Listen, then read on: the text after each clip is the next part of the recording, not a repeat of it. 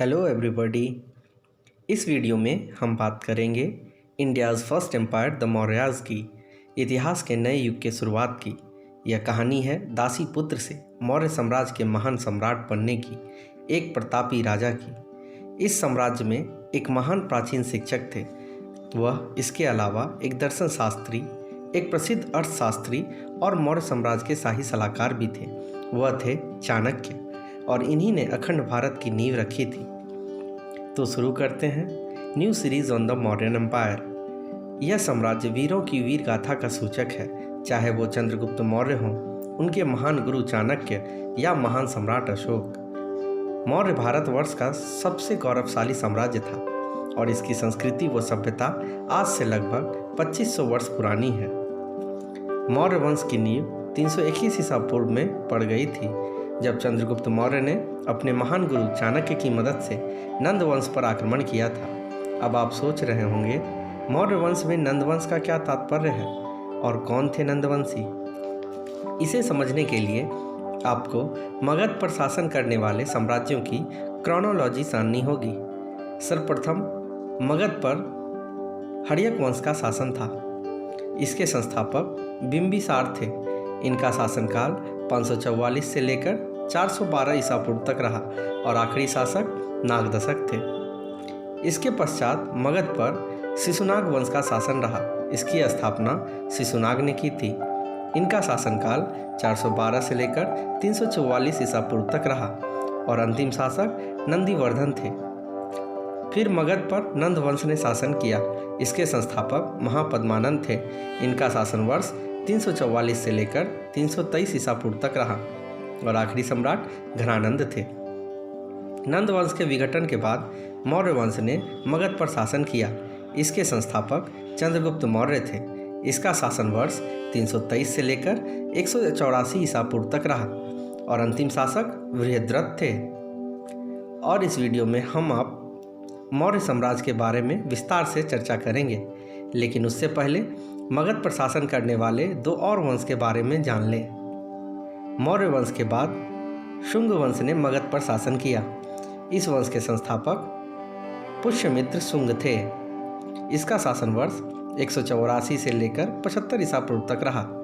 आखिरी शासक देवभूति रहे और अंत में मगध पर कण्व वंश ने शासन किया। इसके संस्थापक वासुदेव थे। इसका शासन वर्ष 75 से लेकर 30 ईसा पूर्व तक रहा और अंतिम शासक सुशर्मा थे। Let's come to the topic. एक घटना जिसने बदल दी नंद वंश की नींव। चाणक्य, जो कि तक्षशिला विश्वविद्यालय के आचार्य थे, वे मगध की यात्रा पर गए थे। इसी यात्रा के दौरान नंद वंश के शासक घनानंद ने अपनी भरी सभा में उनका अपमान किया, उन्हें लज्जित कर सभा से बाहर कर दिया। इस घटना के बाद चाणक्य ने घनानंद से कहा, घनानंद, शिक्षक साधारण नहीं होते हैं, प्रलय और निर्माण उसकी गोद में खेलते हैं। और उन्होंने प्रण लिया कि अब इस साम्राज्य का अंत करना है। इसी घटना के कारण नंदवंश का पतन हो गया। चाणक्य से जुड़ी कुछ रोचक तथ्य। चाणक्य एक ब्राह्मण थे। वह मूल रूप से उत्तर भारत के थे। तक्षशिला विश्वविद्यालय में राजनीति शास्त्र और अर्थशास्त्र के व्याख्याता थे।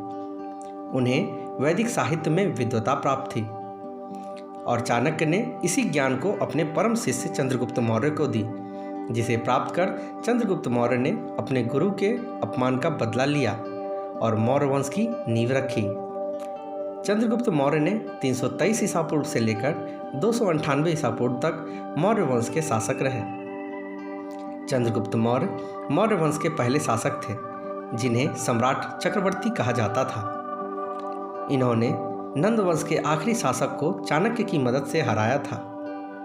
इन्होंने सिकंदर के सेनापति सेल्यूकस निकेटर को 305 ईसा पूर्व में शिकस्त दी और एक समझौते पर हस्ताक्षर किया।